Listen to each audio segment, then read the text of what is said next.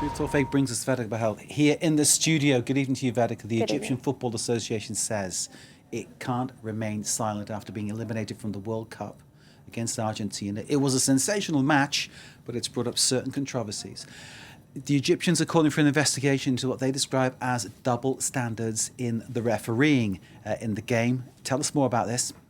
That's right, Mark. The Egyptian Football Association has filed a formal complaint against refereeing decisions in its World Cup last 16 defeat to Argentina. It's calling for FIFA to remove the referee, François Letixier, and the entire officiating team from the tournament. Now, let's just quickly recap this game as quickly and as concisely as we can. Now, Egypt appeared set to cause one of the biggest upsets of the entire tournament when they were leading defending champions Argentina 2-0 with 11 minutes remaining before Argentina then came back with 3 late goals. Now, Egypt felt that they were mistreated after a VAR intervention disallowed Mustafa Zico's goal for a foul, but VAR wasn't used to check what Egypt alleged was a foul against Mo Salah, therefore denying Egypt a penalty seconds before Argentina's third and winning goal in stoppage time.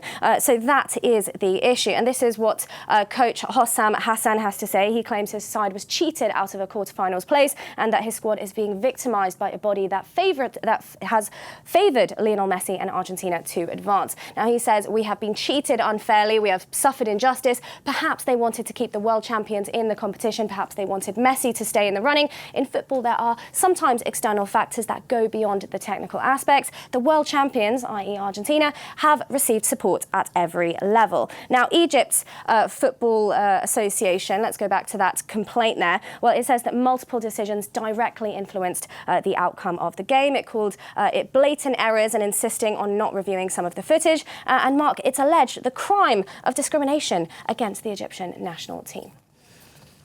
There is such a thing as sour grapes when you lose, Vedek. We all know about that. But Thierry Henry, no less, pointed to a lack of coherence in the way the game was refereed, those points that you were actually picking on there. So you're in good company in terms of questioning how that was done. Since Egypt's loss then, conspiracy theories that the World Cup's been fixed in Argentina's favour are now reaching, well, fever pitch.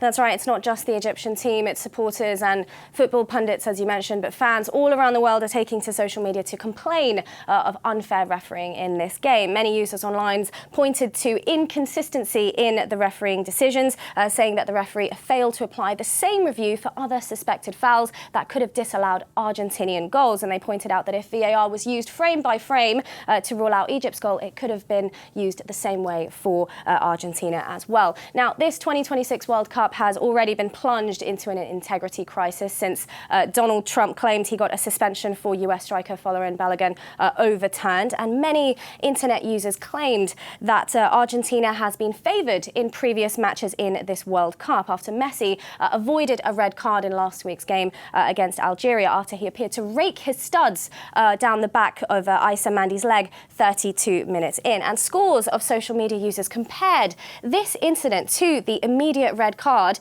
that was handed to Folarin Balogun from the US for a similar infraction, although, of course, his was overturned after intervention by Donald Trump. But this was rife on social media, the comparing of these two incidents that they say were very, very similar. Now, there's also the fact that Argentina has received 0 bookings in that game against Algeria, against whom they committed 13 fouls to 8. If we take a look at this table compiled by The Telegraph, it highlights how Argentina have received the second fewest bookings overall in this World Cup, despite making the 4th most fouls. So this has certainly not helped quell the theories of bias towards Argentina. Now, further fuel has been added to the fire after FIFA President Gianni Infantino stopped to talk to Argentinian television after the team's match with Cape Verde in the round of 32. Now, he congratulated the squad on their win, and he said that he suffered with them, that he suffered with Argentina during the match when Cape Verde were applying pressure onto the team. But he added at the end, "But I am neutral." And this, Mark, hasn't been taken well by football fans who accuse him of blatant favouritism towards Argentina.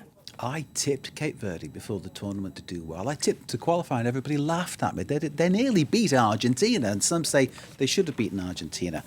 And more questions raised then about Gianni Infantino, his role, his influence, and what exactly is going on behind the scenes. So these theories of favouritism continue into the next stage of the tournament too, and a certain refereeing appointment.